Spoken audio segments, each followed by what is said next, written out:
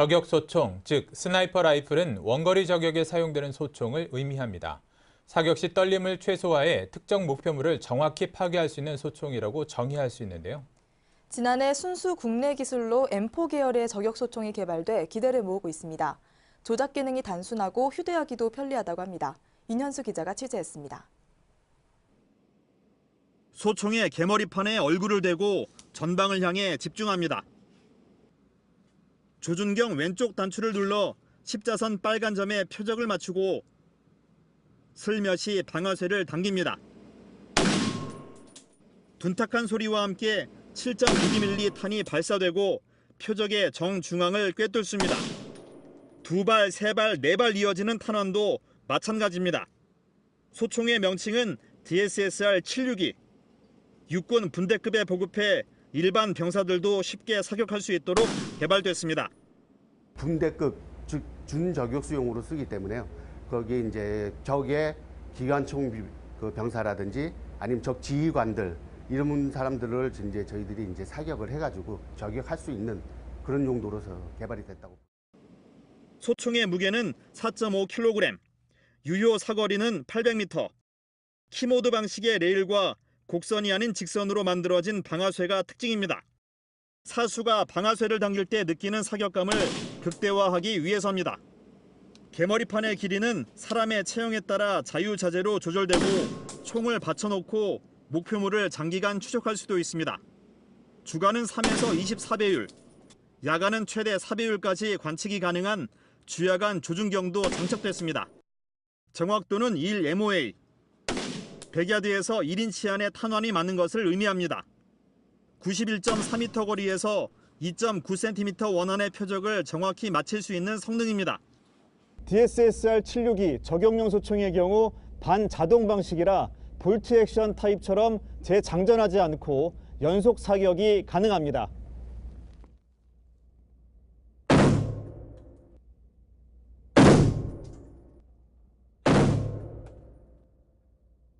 볼트 액션은 한 발씩 사격 후 재장전하는 방식. 반자동은 한 발을 쏘고 재장전 없이 계속 쏠 수 있습니다. 산악 지형 등에서 1km의 거리를 두고 저격할 때는 볼트 액션으로 충분하지만 시가지전의 경우 반자동식이 유리한 게 사실입니다. 재장전의 번거로움이 필요 없기 때문입니다. 한국의 저격 기능을 강화시켜서 저 전투력을 강화시키는데 일조를 했으면 좋겠다는 하는 바람입니다. 해외에서 더욱 우수성이 입증되고 있는 국산 저격용 소총.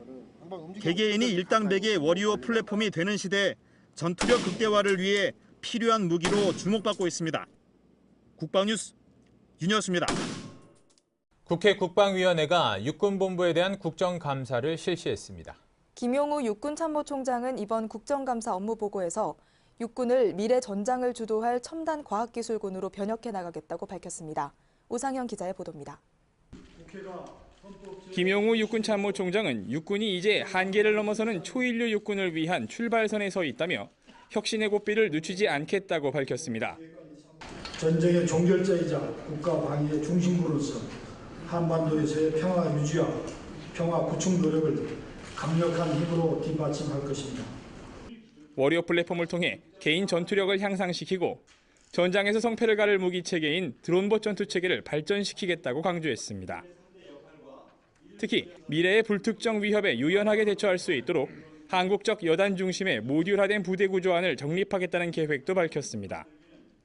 미군의 스트라이커 여단처럼 임무 특성에 따라 융통성 있게 부대 구조를 바꿔서 보다 신속하고 효율적인 작전이 가능하도록 하겠다는 구상입니다.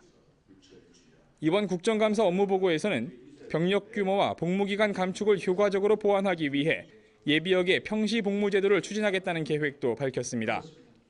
지난 2014년부터 시행하고 있는 예비역 간부의 비상근 복무 제도를 모든 유형의 부대로 확대시키고 전시 편제상의 주요 직책에 예비역을 연중 복무하게 하는 상근 복무 제도 도입을 위해 관련 법률 개정을 추진하겠다고 설명했습니다.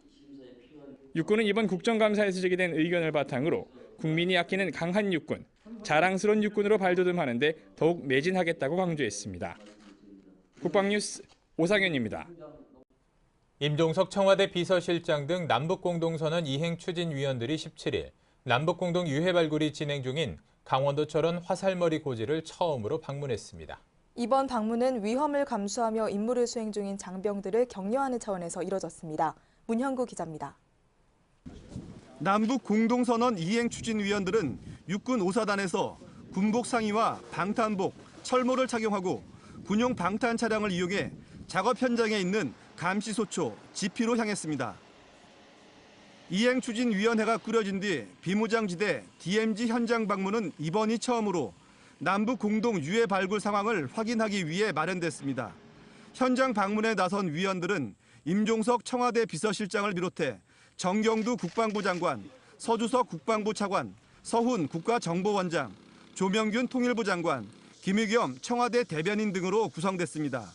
지피를 찾은 위원들은 작업 과정에서 발견된 지뢰를 비롯해 수류탄, 수통, 버클 등을 눈으로 직접 확인하는 시간을 가졌습니다. 작업 현장 지휘관은 브리핑에서 북측 발굴 지역에 대해서도 설명했습니다. 실제 북측에서 발굴하는 유해에 있어서는 미세단 유해가 많이 있을 가능성이 있는 그런 지역이 되겠습니다. 이어 위원들은 지피 상황실 등을 방문해 위험을 무릅쓰고 임무를 수행 중인 장병들을 격려하고 안전하게 작업을 진행해 줄 것을 당부했습니다. 지난달 평양 공동선언에서 나온 비무장지대 적대관계 해소 합의에 따라 이를 실행하기 위한 첫 단계로 남북은 지난 1일부터 동시에 DMZ 주변 지뢰 제거 작업에 들어갔습니다. 국방뉴스 문현구입니다.